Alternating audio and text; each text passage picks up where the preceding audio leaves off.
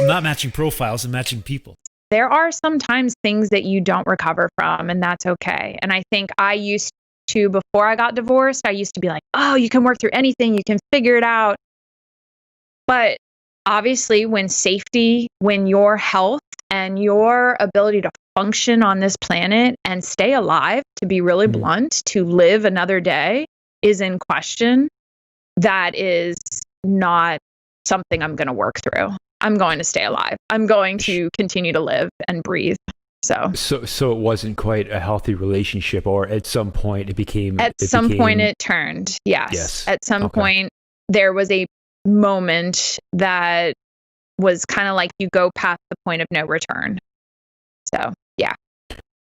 Yeah. That's a point where some people, I'll say, they're so loyal to a person.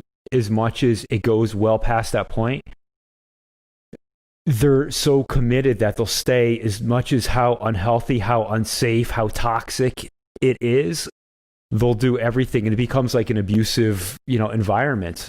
And so, I love you for being able to, at the time recognize what happened and being able to say, this is not okay, and we're not going forward with this. Yeah, I think the hardest thing in anyone's story is I think the hardest thing to reconcile in a tough situation like that is two people can be not meant to be together. That really can happen, where certain things came into play, certain things you never could have predicted that came to happen, that caused one person in the relationship to get so stressed out that there were certain behaviors, certain choices. That's the other thing. People wake up every single day as a unique individual making their unique choices, and that can be beautiful, but it can also turn into destruction. And so certain choices that get made where they're not, they could harm you. They could hurt you. They could expose you to things that you never would have wanted to be exposed to.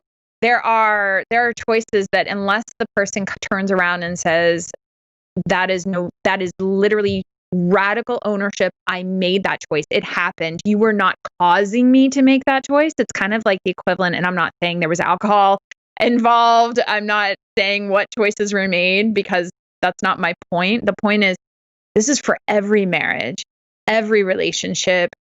We have to keep the other person in mind when we make choices. And when we truly start deleting them and we start saying, you're the reason I made this choice, and you don't take radical ownership for the choices you make, because truly human beings don't really make each other do things.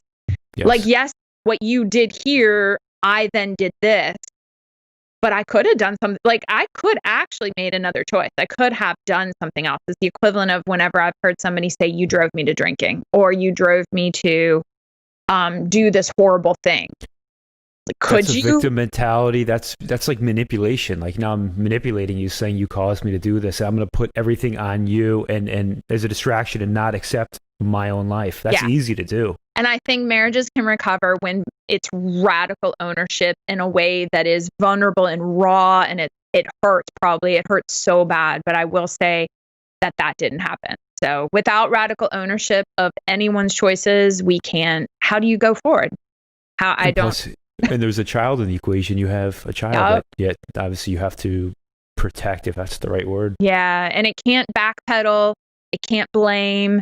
It can't, there's a lot of things that you can't just say, oh, let's wash it with a prayer, or let's wash it over with religion, because that was part of what was brought up, because there's a lot of things that are taught in society that all things can be healed with time.